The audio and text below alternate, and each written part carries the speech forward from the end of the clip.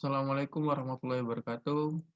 Saya Angga Putra Surya Rahmadani dari kelas 2018A NPM 187000017. Baik, di sini saya akan menjelaskan mengenai morfologi kulit. Yang pertama ada efloresensi kulit. Efloresensi kulit dibagi menjadi dua, yaitu primer dan sekunder. Pada efloresensi kulit primer, terdapat beberapa jenis, yaitu yang pertama adalah makula, di mana makula ini berbatas tegas dengan perubahan warna kulit tanpa perubahan struktur bentuk. Letaknya hanya ada di dermis. Warna merah merupakan ciri khas dari peteki dan eritema.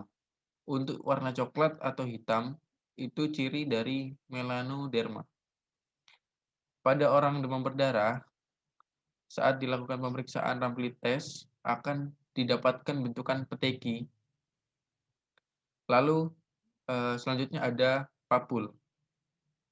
Papul merupakan penonjolan padat di atas permukaan kulit, berdiameter kurang dari 0,5 sampai 1 cm, dan berisikan zat padat. Contohnya adalah verruca. Hiperplasi epidermis akibat pertumbuhan epitel yang disebabkan oleh human papillomavirus tipe tertentu yang termasuk golongan papopavirus.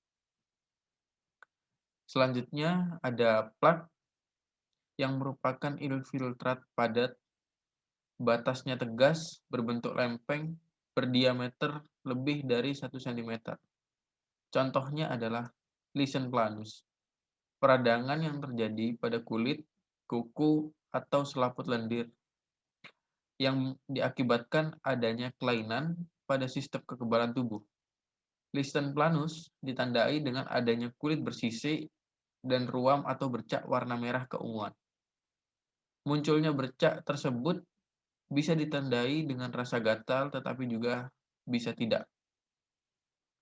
Sementara itu, pada daerah mukosa seperti mulut atau vagina, lichen planus ditandai dengan munculnya bercak putih yang kadang terasa nyeri.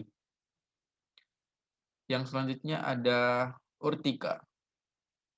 Urtika merupakan penonjolan di atas permukaan kulit akibat odem setempat dan dapat hilang perlahan. Contohnya adalah urtikaria. Ruam kulit yang dipicu oleh reaksi terhadap makanan, obat-obatan, atau iritasi lainnya. Selanjutnya ada nodulus, terletak di kutan atau subkutan. Nah, berisikan zat padat, diameternya kurang dari 1 cm. Contohnya adalah fibroma. Fibroma adalah tumor jinak yang terdiri dari jaringan ikat atau fibrosa. Selanjutnya adalah vesikel, gelembung yang berisi cairan serosa yang berdiameter 0,5 cm dan memiliki dasar. Jika berisi darah, itu biasanya disebut dengan vesikel hemorrhagic. Dan jika berisi nanah, biasanya disebut dengan pustul. Contohnya adalah kontak dermatitis. Peradangan berupa ruam gatal kemerahan yang kulit dan muncul akibat kontak langsung dengan zat tertentu dan mengiritasi kulit, atau merupakan reaksi alergi terhadap zat tertentu. Yang selanjutnya ada bula. Bula merupakan gelembung yang berisi cairan serosa, berdiameter lebih dari 0,5 cm. Contohnya ada pompolix. Pompolix merupakan tipe eksim yang menyebabkan lepuhan kecil berisi cairan pada sisi jari-jari, telapak tangan, dan telapak kaki. Lepuhan pada pompolix berisi cairan yang sangat gatal.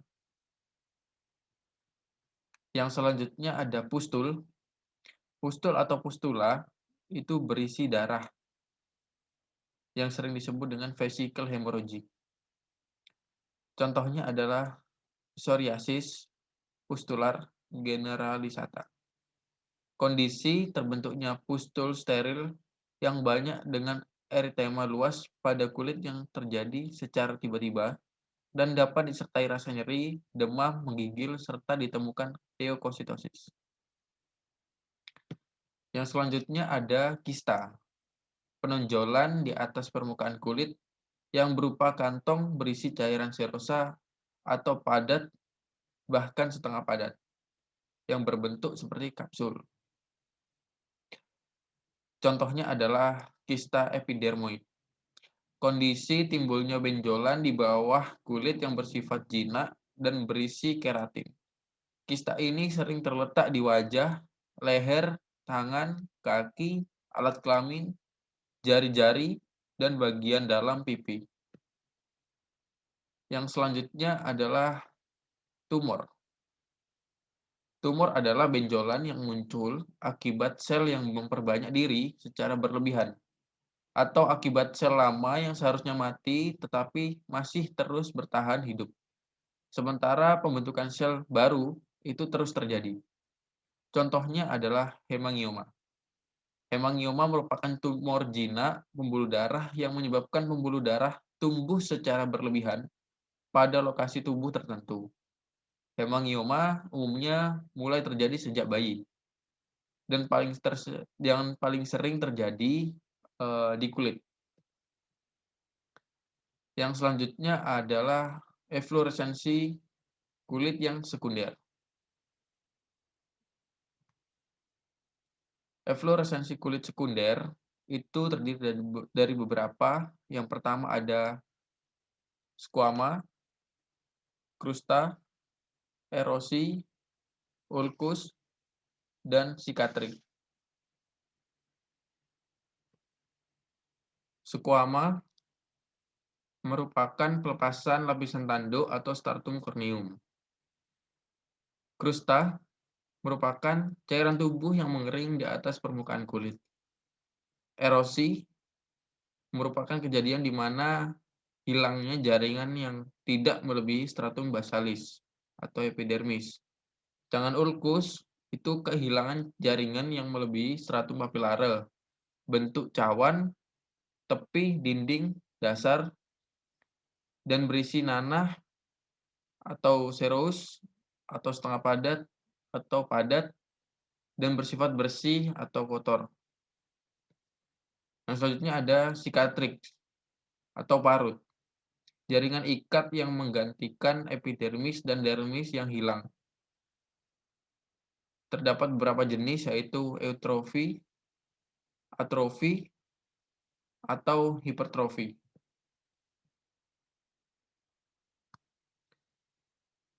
Berikut adalah contohnya.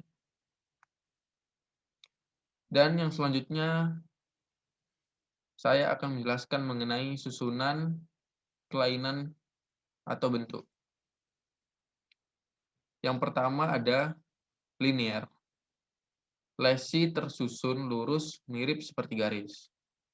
Yang selanjutnya ada anular. Anular atau sirciner merupakan lesi yang tersusun bundar mirip seperti cincin. Yang selanjutnya arsinar. Lesi berbentuk setengah lingkaran dan polikistik. Beberapa lesi arsiner berhubung atau bersambung menjadi satu atau khas pada dermatofitosis. Yang selanjutnya ada irisformis, lesi yang tersusun menyerupai iris mata. Bagian tengah lebih gelap atau terdapat vesikel. Yang selanjutnya ada confluence. Dua atau beberapa lesi yang menyatu. Yang selanjutnya ada corymbirormis. Lesi tersusun mirip induk ayam yang dikelilingi anaknya, atau lesi induk dikelilingi lesi satelit, khas pada candidiasis.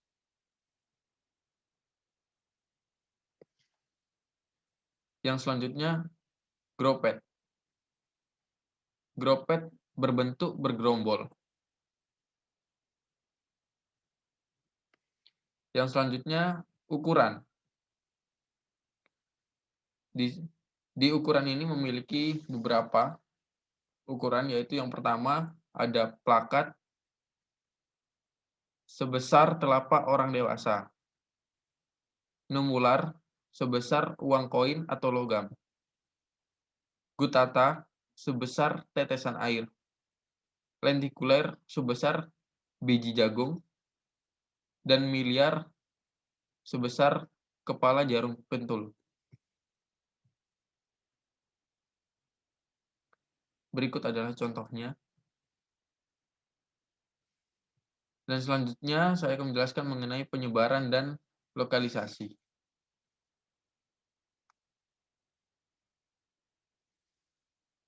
Penyebaran dan lokalisasi terdapat beberapa bagian, yaitu yang pertama ada circumscript, yaitu berbatas tegas, ada diffuse, tidak berbatas tegas, generalisata tersebar sebagian besar tubuh, 50-90% luas permukaan tubuh. Selanjutnya ada regional, yang berarti ada di daerah tertentu. Selanjutnya ada universal. Lesi tersebar hampir seluruh tubuh, 90-100%. Selanjutnya ada soliter, hanya satu lesi, diskret, terpisah satu dengan yang lainnya. Simetrik, lesi tersebar di kedua belahan tubuh, memiliki kesamaan letak dan bentuk. Unilateral, satu sisi badan saja, dan bilateral terdapat pada kedua belahan badan. Berikut adalah contohnya.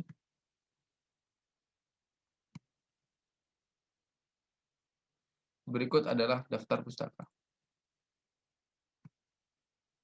Sekian yang dapat saya jelaskan, kurang lebihnya saya mohon maaf. Terima kasih. Wassalamualaikum warahmatullahi wabarakatuh.